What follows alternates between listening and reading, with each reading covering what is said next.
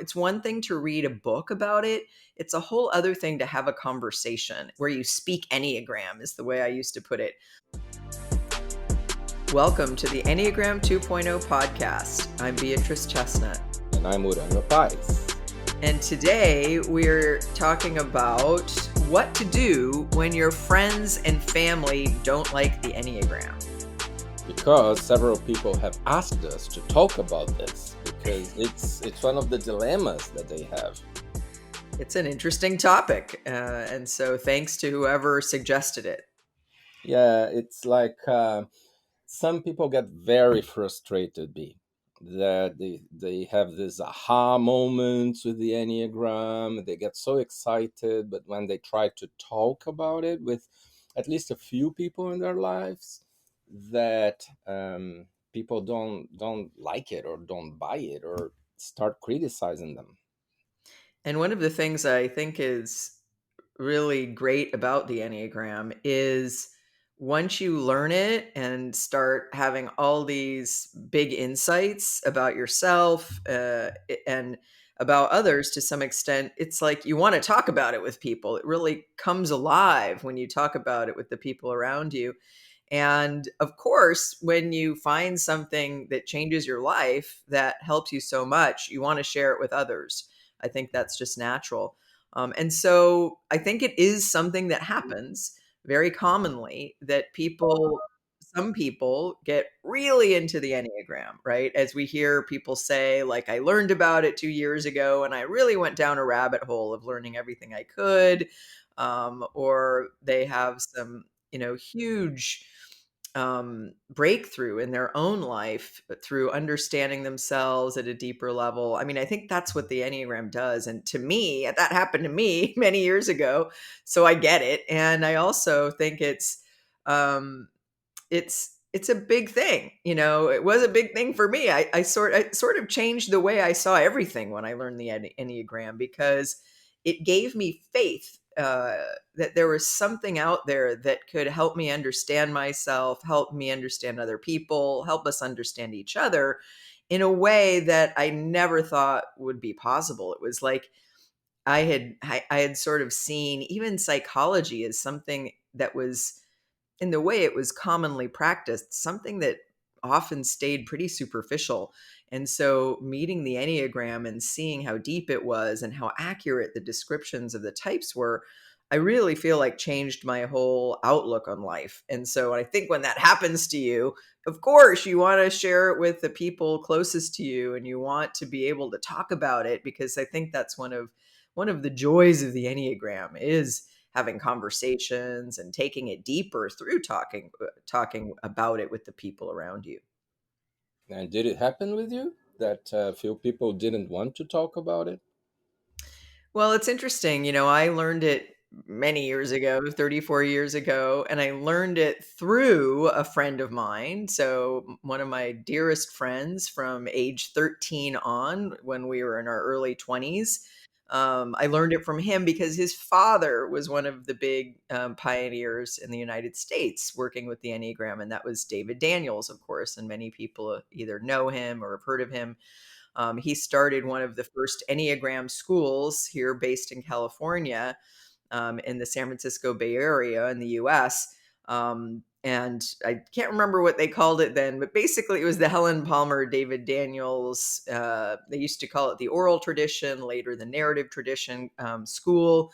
And so David, my friend's name was David, his father's name was David. And so David Daniels Sr.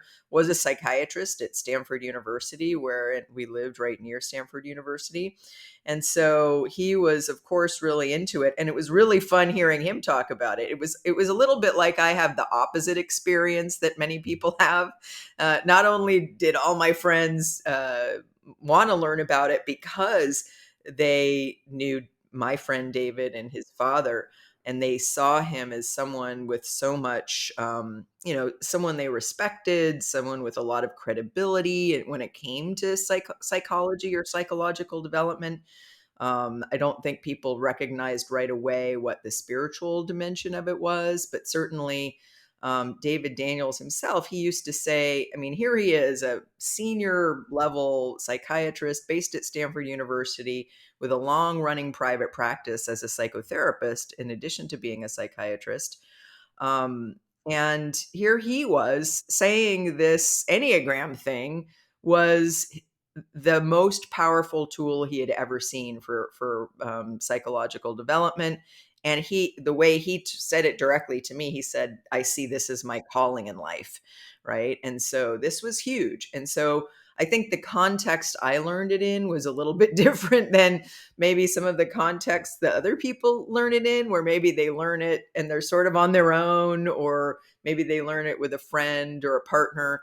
But they don't necessarily, it doesn't necessarily permeate all the environment they live in. Whereas having grown up in Palo Alto in California and having learned it directly from Dr. David Daniels, whose son was my good friend, I think that was maybe different for me because I remember all of our friends. So, we're in our 20s then. So I not only did I know David as my friend from age 13, but we had a whole group of friends that had known each other from junior high school on. And at this point, we were, it was college and post college.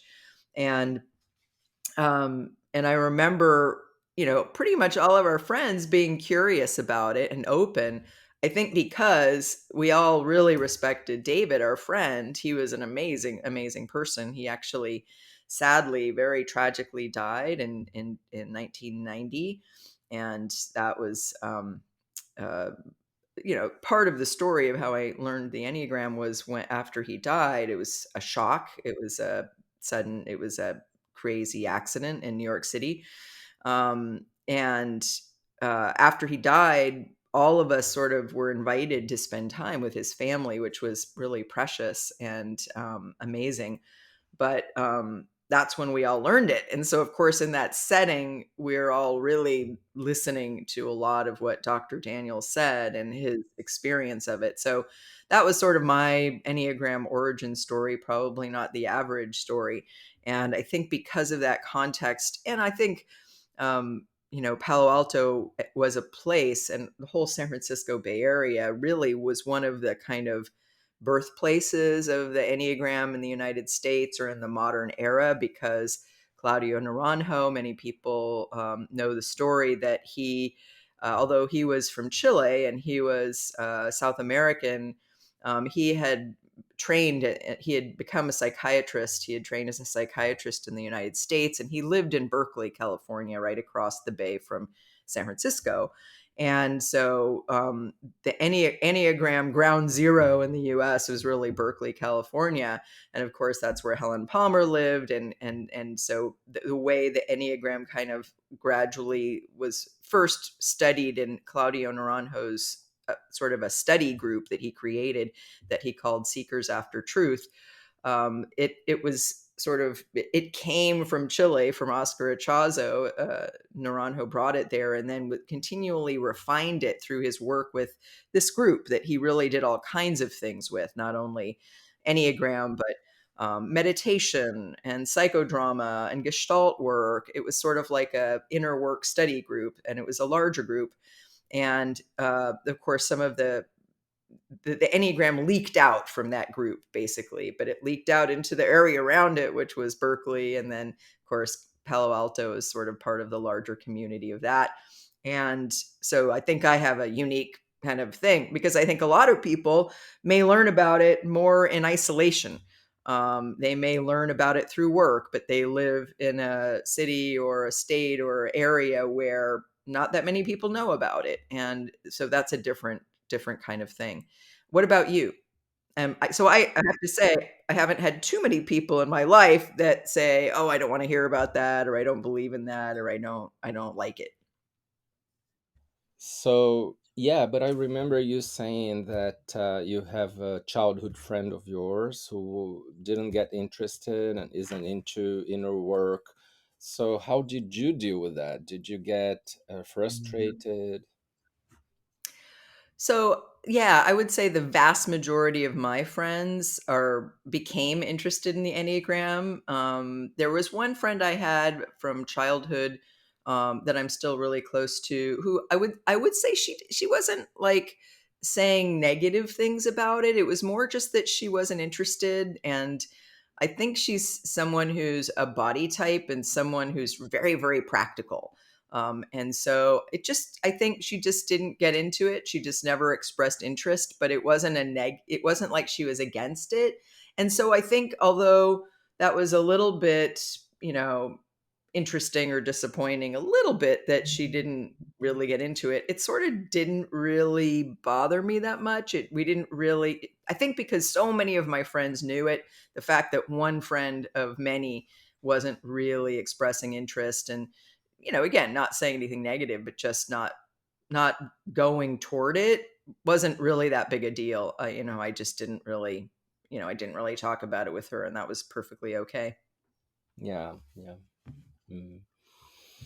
Yeah, in What my about case, you? yeah, in my case, with my, as soon as I learned the Enneagram, I was very excited. And although I'm a five, I'm both social and Brazilian. So I started sharing with many friends and also family. And I think I was particularly enthusiastic and convincing. There's something in me that when I talk about things, people listen. So most of the people I talked to got interested, but eh, I think that the social instinct, because instincts are insatiable, the social instinct in me never felt pleased enough if one or two people weren't interested. So there were like two or three friends that were not as interested, and that frustrated me. Yes, in the beginning, while maybe 10 or 15 other friends were quite interested, and family. So what my experience was one of frustration, like why wouldn't these people want to do that? Well, so I think that, getting more into the theme here, um, one of the things that I eventually learned is that it was my need that they knew and got interested, and not the person's need. And there was ego, my own ego behind that. And I sort of the very social five ego of trying to build relationships through something that is enriching, and never just spending nice time together, always having to do something meaningful and talking about it and exchanging knowledge.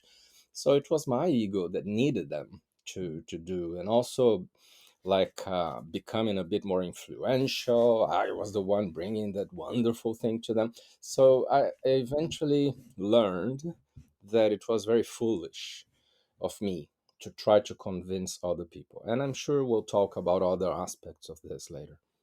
But it was there is a more understandable part of trying to talk to people in our lives and them not listening, and then we feel frustrated. Right. And I think it's like at least I think it might be worse if you are really interested in the Enneagram. It's helping you understand yourself at a deeper level, and you don't have someone in your life to talk about it with, or very many people. I think one time, at least, it's good to have a friend or two or a family member that you're kind of taking the journey with or learning with. Because, like I said, I think it's one thing to read a book about it, it's a whole other thing to have a conversation, and to have a conversation where each person is sharing what they're learning about themselves or what they find fascinating about other people. I just think it makes it so much more fun and exciting to be able to share it with people and talk. And I think not only is it nice to have a friend or a family member, but also a community, like you're saying, being social dominant. And it's nice to be able to have not only one or two people, but a whole group of people where you can have conversations where you speak Enneagram, is the way I used to put it. Can I speak Enneagram with you? And if someone doesn't know Enneagram, of course, if they're not into it, sometimes they can be turned off pretty easily if you start speaking Enneagram with them, and it's like everyone's speaking this language I don't know, if they're not invited in the right way. And so I think one thing that people might want to be aware of is when you get really excited about the Enneagram, or you get really interested and you want to start sharing it with people, one thing to remember might be to be careful about the way you share it, because I have seen some people that get turned off to it because either everyone's speaking the language around them and they don't bring them in and help them understand what this language is in a way that's supportive, or with the right attitude or tone. Some people can feel excluded. And also, of course, the big reason I think people often get turned off to the Enneagram is when people tell them what type they are before they know anything about it. And so they already feel like you're pushing me into a box, you're pigeonholing me, you're making judgments about me, and I don't really understand what this is and where it's coming from. And so people can get defensive. I think that's just normal. So one thing is, if you're someone who wants to share it with others, and you want to maximize the possibility that they do get interested in it, it will be good for you to be careful about the way that you communicate about it in the beginning. Because I think if you give people a lot of room to define themselves, and you just say what it is in more neutral terms, as depending on your audience, but you also maybe share mostly what it's helped you learn about yourself. I think that helps people be less threatened by it, to the degree that anybody can be threatened by something that gives them the message that people are going to see into them, something that they don't see and know themselves. Yeah, I agree with you, B. I think it's useful also if we offer just a little bit of information about the Enneagram, and without trying to talk all about all we know already about it, and because it may become overwhelming.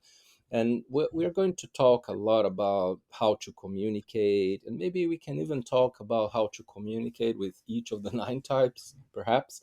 But I just want to come back a bit because I remembered a story. When I learned the Enneagram, um, I I was having trouble in my business relationship and friendship relationship with my business partner back then, type 3 person, and I remembered that deep inside I thought, well, this is now the chance that we have to work on our conflicts. And then I almost forced the situation for him to go learn the Enneagram. And looking back, I feel bad about it because it's like using the Enneagram to try to change someone. And I think this is a big risk for people who question, what do I do when someone doesn't want to know about the Enneagram while I do. Some people who think like that are actually coming from a hidden agenda, maybe, of I need to change my partner, I need to change that friend, I need to work on that relationship, solve that conflict, or work with the relationship with my colleague at work or my neighbor. So it's dangerous. And then whenever there is this hidden agenda, many people feel it, and we end up pushing them away from the Enneagram. Now, maybe we can say a few more things that are general suggestions. I think you said several. I said this one of talking just a little bit, and I want to elaborate more on this one. I think that when we say something interesting, then we might want to leave a sense of the person, have the person wanting a bit more without us saying anything, and then allowing the person to ask questions, and maybe not even giving all the information at once. And I think that always allowing the person to come up with their own interests instead of us trying to convince the person in more directive ways.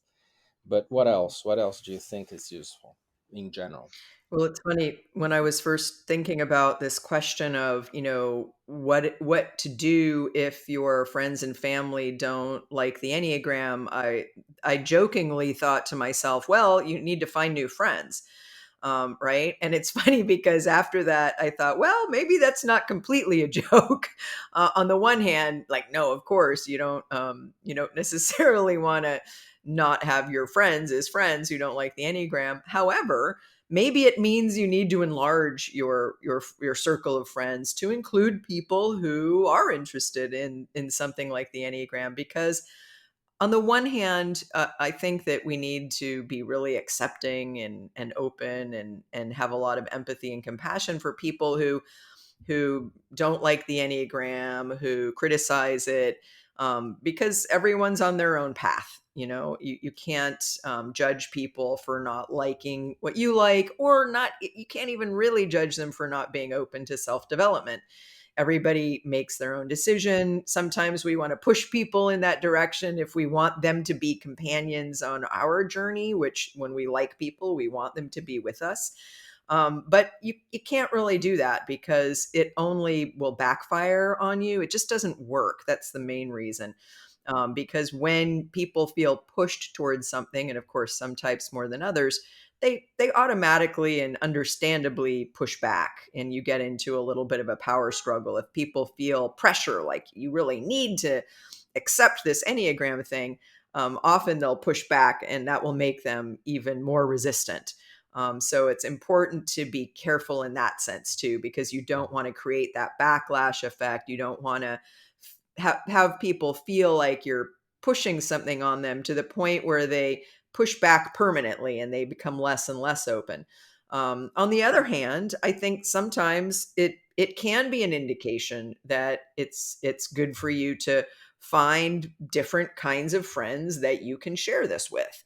Now, again, depending on where you live and what your environment is, that can be easier or more difficult.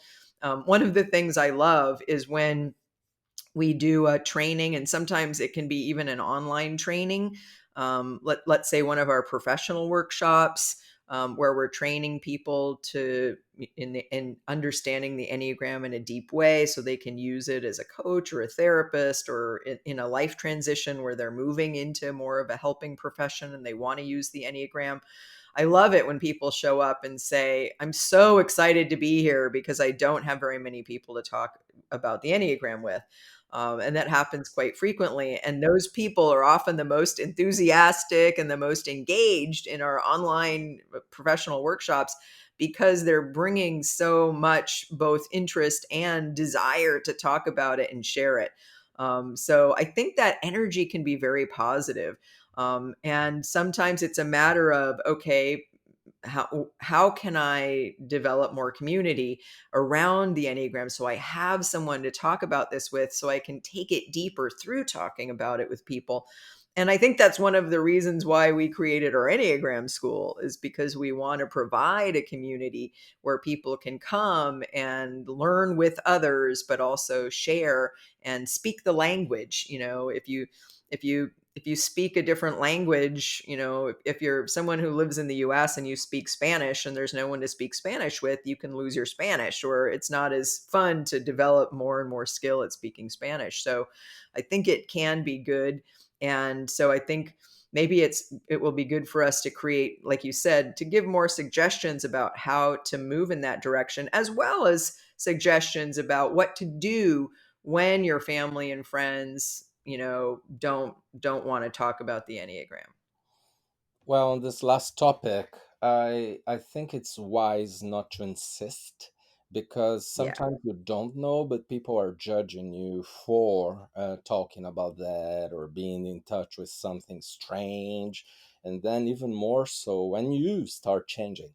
So some people that really don't want to be on this path, or feel suspicious about something like the Enneagram, will judge you and eventually, even unconsciously, indirectly attack you for you knowing the talking about the Enneagram or knowing or working on it. So I think it's important to contain a little bit um, our impulses to try to have everyone jump on board, and test the feud and see, is the person interested or not. Then you go on, and then see if another question comes, and then be very discreet with people who don't seem to be interested, or who don't seem to be um, welcoming of that. And I believe that it's also very important to look inside to our own shadows with things like never ever make less of people who are not interested and make more of people who are. And I see a lot of tendencies towards this, and complaints and more and judgment. So that's not positive. But in the chapter about how to speak with people, one other thing I want to share is to start talking about more generally about the Enneagram, and then talk about you and your findings instead of starting talking about the person and what you think the person's type is. I think that might encourage the person out of a good example of you looking inside and self reflecting. Yeah, I think it can be a good exercise to always remember when we're dealing with the Enneagram to look at ourselves first, right? So if you're disappointed because your friends aren't interested in the Enneagram, how do you hold that? How is that really about you and your own self awareness at the most basic level? Because I think sometimes we can still, quote unquote, draw on the Enneagram when we're interacting with people, even if they don't know it, right? Sometimes, for many years, I would say, when I was a psychotherapist working with clients and getting into the Enneagram, I often had the experience of people not really being open to it, or it feeling like I didn't want to push an agenda of the Enneagram. So I used it a lot in my head without talking about it with other people. I would use it both for, and especially for self observation, but also to start observing what's going on with other people. And of course, what we often do is we start looking at the people around us, whether they're into the Enneagram or not into the Enneagram, and we start sort of typing them and sort of trying to think, like, where do they fit into the Enneagram map? Again, I think that can actually be a good thing if you start sort of looking at the people around you and almost continuing your Enneagram learning by maybe developing a hypothesis about what type that person might be. But I think you always need to hold that very lightly. If it's sort of like, "Oh, I'm just sort of turning over these ideas in my mind," like I remember seeing early on, I knew I was a two from the beginning, but later on, seeing that my father was probably a one and having that be really important for my own self understanding, my understanding of my childhood and growing up, and making sense of some conflicts that we had, and seeing how that came from him being a one. Now, he wasn't interested in the Enneagram, so it wasn't like I was going to start talking about it with him in a way that where I was needing him to come to that conversation with more interest than he had. But it really helped me kind of put my puzzle together in terms of what the types were around me and how I could start to learn about them.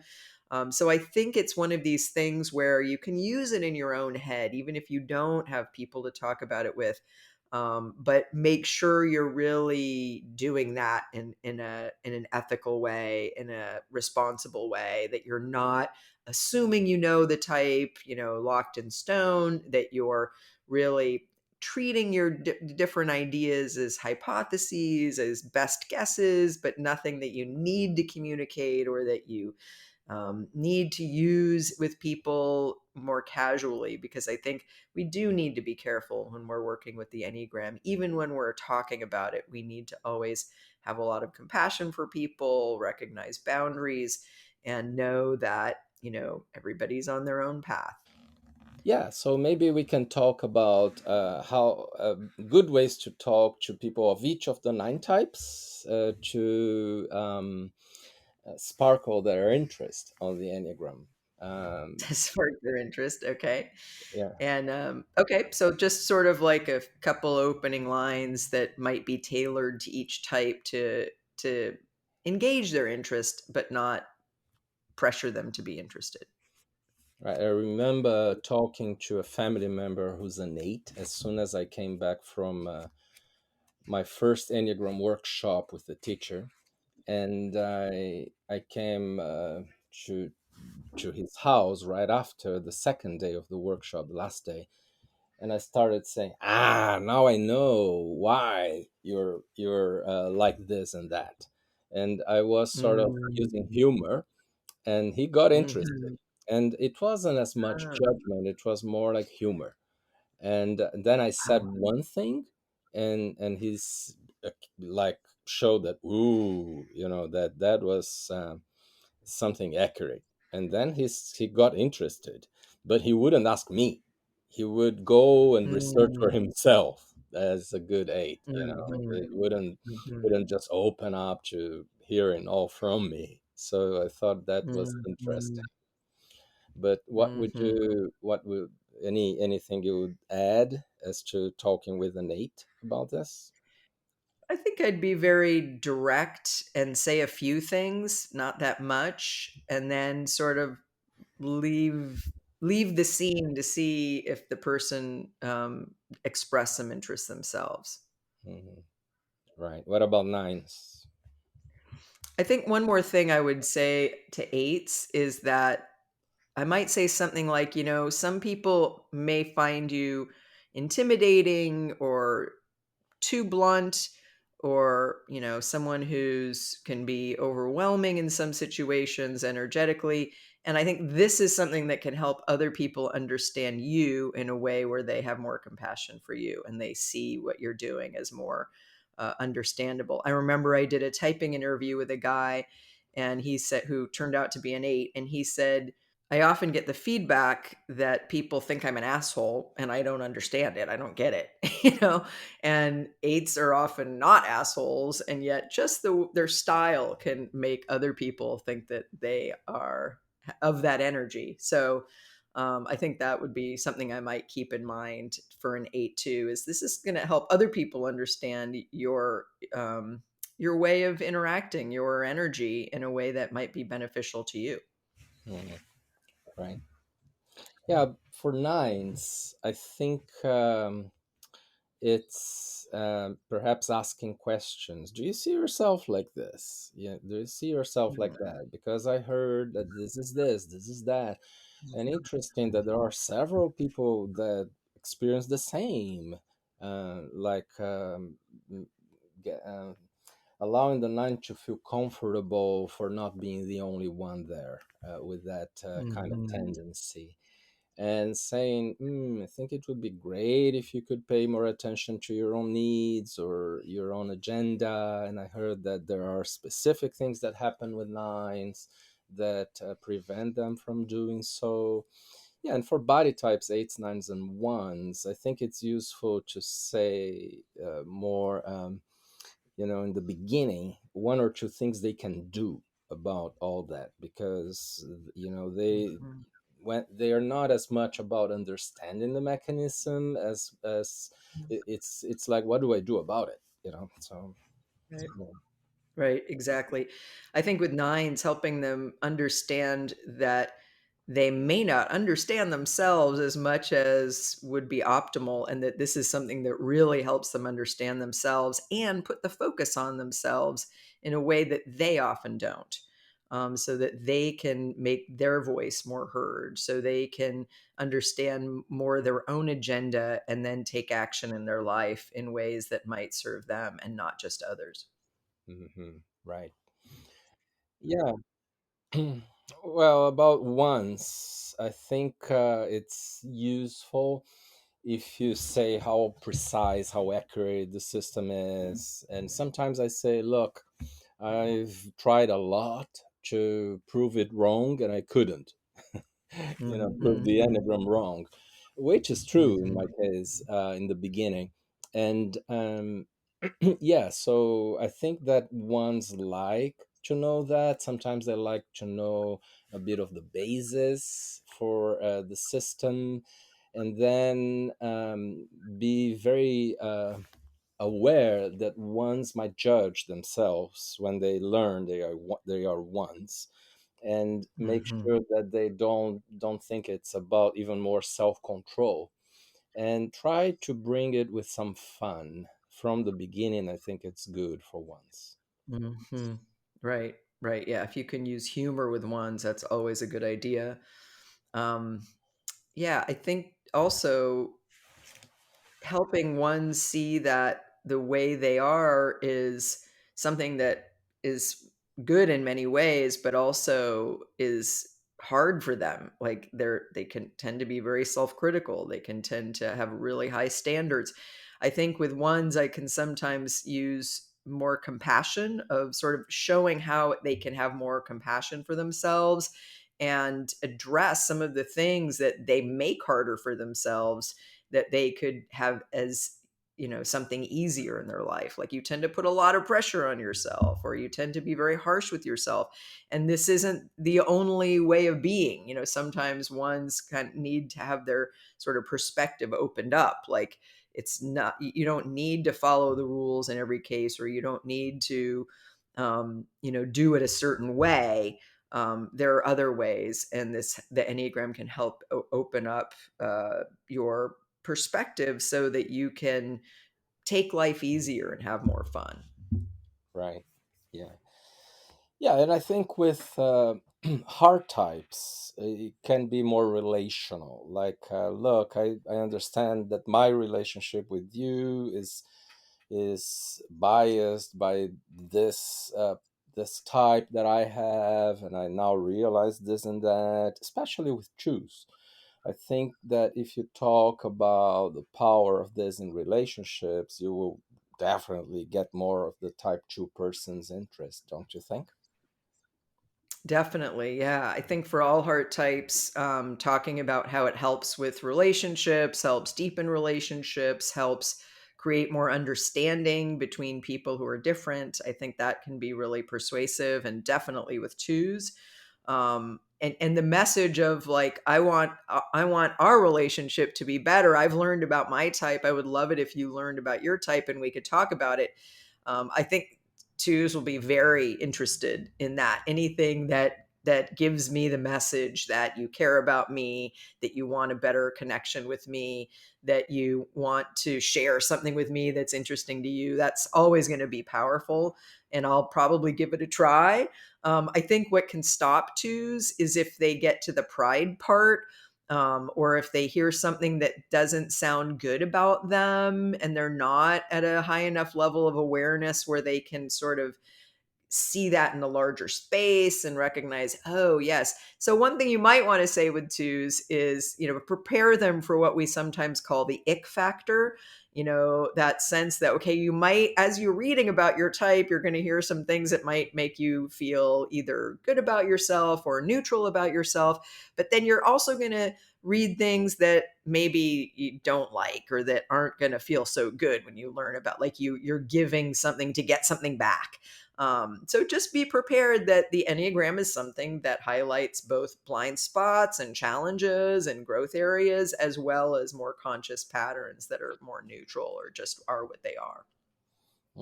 Nice. And another thing about the three heart types, I sometimes notice that they get interested when I mention that the Enneagram is great for people to develop self appreciation and depend less on what other people think of them.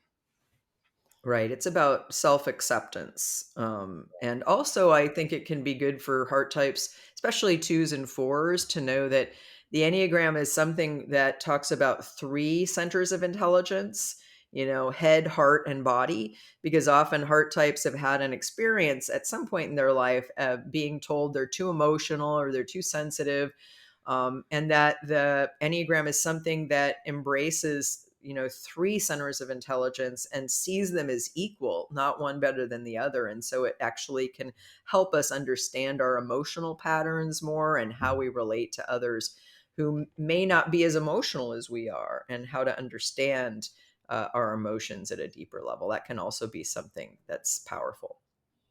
Okay.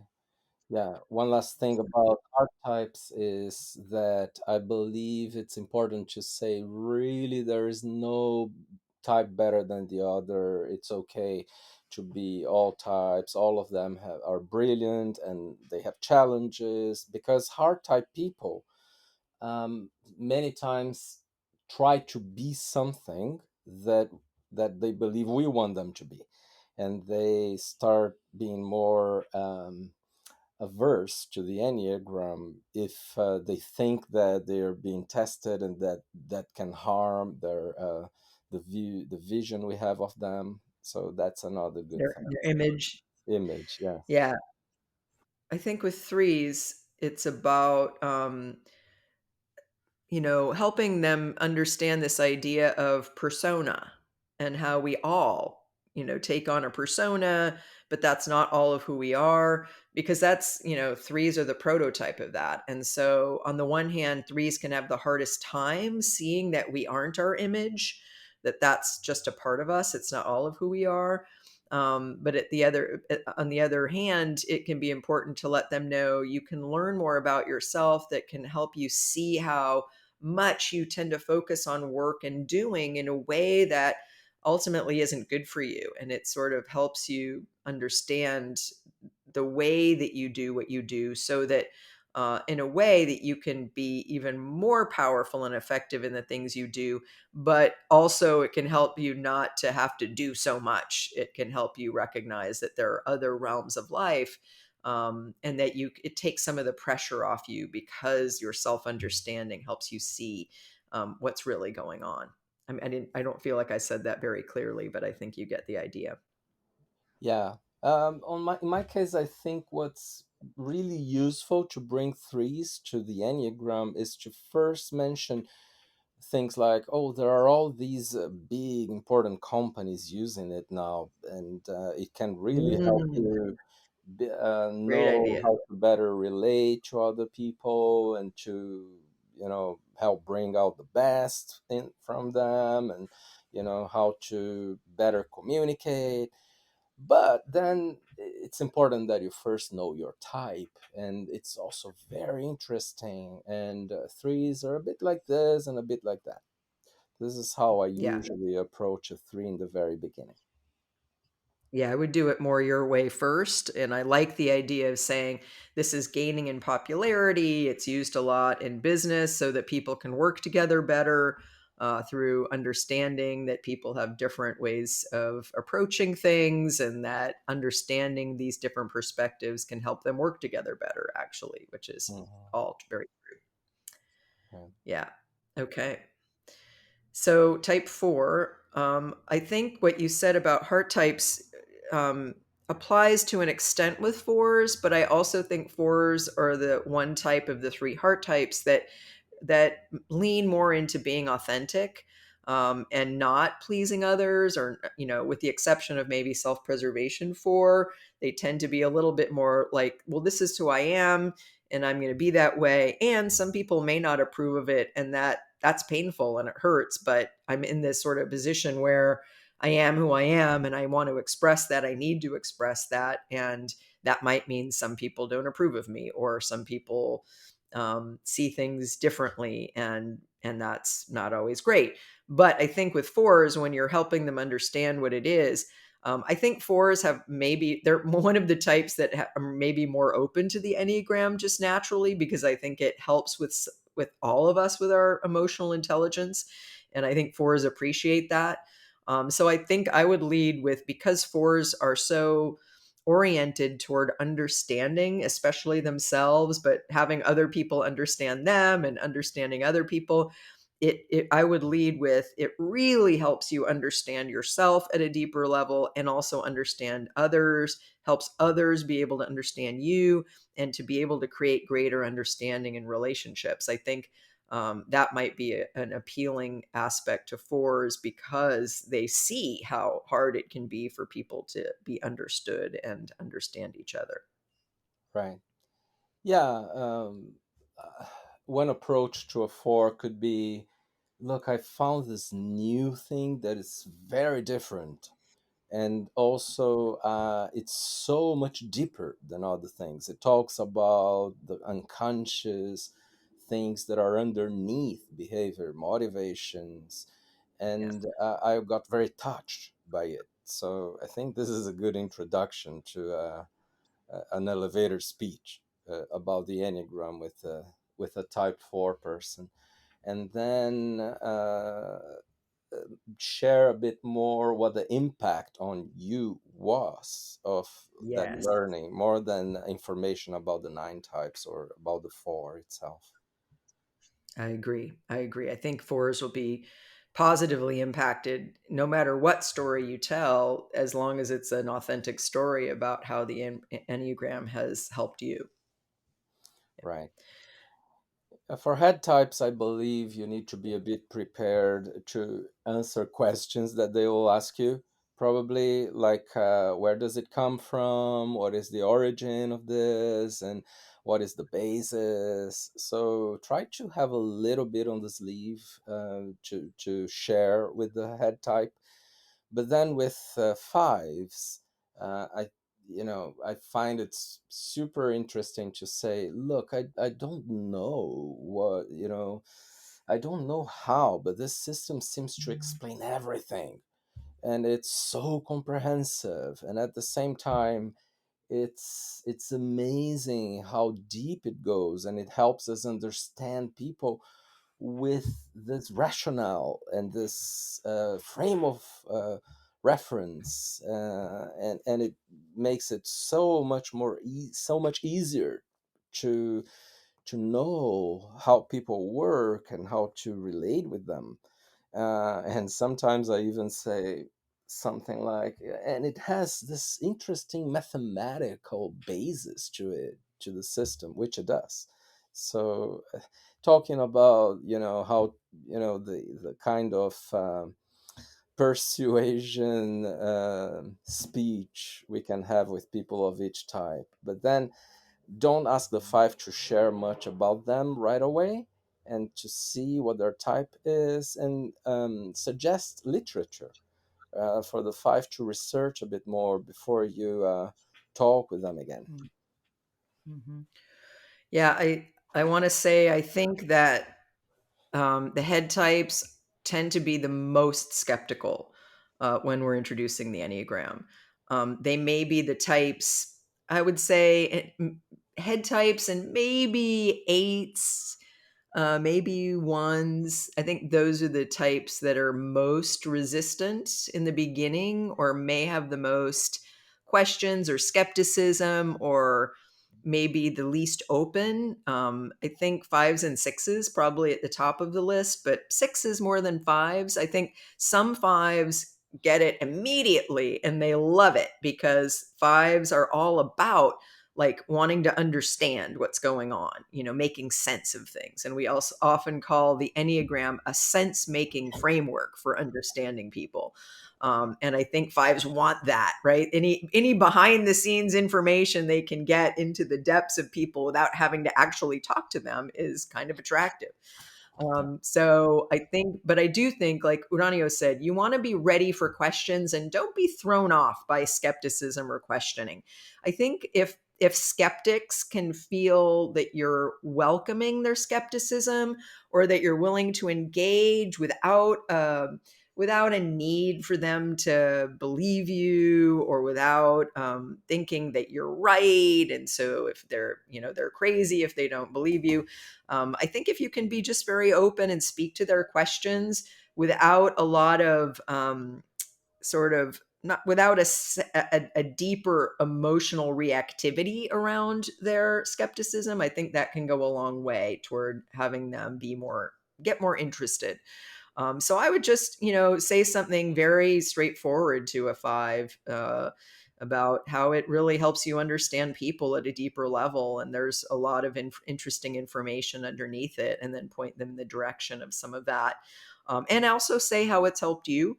And in a way that you're really talking about you, and there's not like a hidden message about what the five needs to learn about themselves, Yeah. right? And then with six, I think sixes can be big skeptics, right, of everything, not just the Enneagram. And I think sometimes you need to remember that sixes may come from a place of fear when they're hearing about this, right? Like I'm thinking about the business setting. I'm thinking about one team I worked with that only had one six on it. It had a lot of sevens, a three, a two, a one. But they only had one six. And I remember everyone on the team was really open to the Enneagram, but this guy wasn't. And I remember feeling that he had a lot of fears, like, okay, how is this going to be used? Is it going to be used against me? Are people going to learn things about me that I don't know before I can do something about it?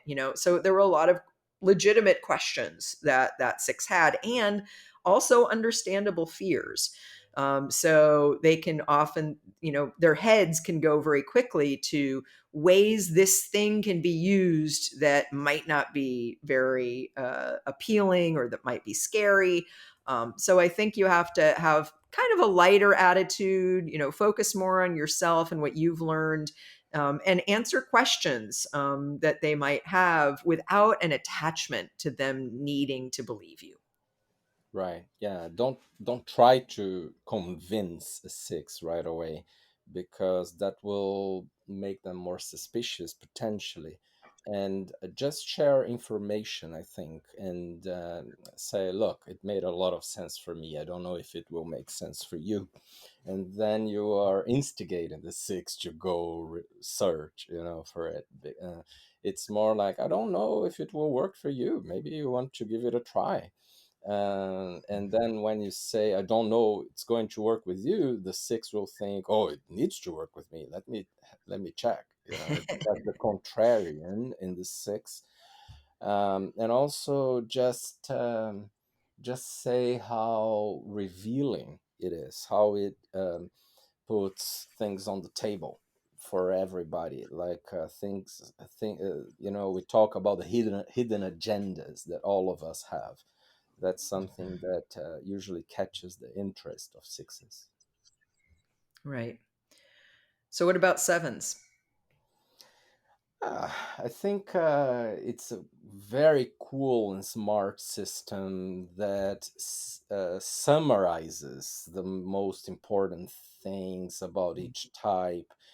And it doesn't want to put people in boxes. It wants people to explore what's outside the boxes that they are already in, that they put themselves into. And also something like there are smart strategies to deal with the challenges for each type, that makes it a very efficient tool, that we don't need to go round and round, because then we get to some results, and perhaps some potential improvements in life. It's not that they're driven by results, but they may be um, fearful of going too deep, and just looking at the negatives. So saying some positive messages that it works and it's fun might be an interesting thing for a seven. But what do you think? Yeah, I would lead with that it's fun to talk about, and it's fun to learn about, and how it's been interesting and exciting for me to learn about myself, and how you think they might find it really interesting, fascinating, because it helps you understand people and how we're all different, but also, how we can see ourselves in ways that help us grow, These are I would lead with a lot of positives, obviously. And, I think it's very interesting and exciting, fascinating. So that would be sort of saying how I really feel about it. That's the truth of how I feel. But I also think that that might be something that the seven might be intrigued and want to know more. If you lead with it in terms of that way. I remember one time when I was in graduate school, and one of my best friends in graduate school had learned about it through me. And I remember us driving along one day and her just saying, "It's so fun to talk about." And I do think that it is fun to talk about. It gives you a real way of understanding people, that where you can talk about what's going on with a positive sort of motivation or a positive tone, that's all about how can we grow together? How can we understand each other? How can we have more compassion for each other? And I think if you're leading with that positivity and that intention, I think that also helps reduce resistance. And I think finally we need to say, oftentimes if someone's just not into it, or they have defenses up, or they don't want to go there, you need to let them go their way. I often, especially when I'm working with a team or as a psychotherapist, I often think people need to be able to say no before they can say yes. So if you don't let them say no, then they'll get stuck in their no, right? If you let them say, "No, I'm not interested, it's not for me," and say, "All right, it's not for everyone, see you later." Sometimes later they can come back and get more interested. Nice. Yeah, and one last comment from me. Um, there are people you know who have been doing self-development work, sometimes therapy, sometimes meditation or spirituality, and these people can be resistant against the Enneagram. Like I heard from someone recently saying, "Look, I've done a lot of inner work, and I don't trust that a system like this can describe everything I am because I know how complex this is." And then for these people, I would lead with, how deep the Enneagram is, and how connected it's a psycho-spiritual, system that talks about growth and awareness and more. So it would be a completely different lead. Right. Exactly, exactly. And I think the fact that it is a growth model and that it is about helping us understand each other so that we can have more compassion for each other, I think is very, very important aspect of the whole thing. Okay, so interesting topic and discussion today. Thank you, Uranio, as always. Thank you. And thank you for listening or watching. And we hope you join us again next time for the Enneagram 2.0 podcast, where we talk about all things Enneagram.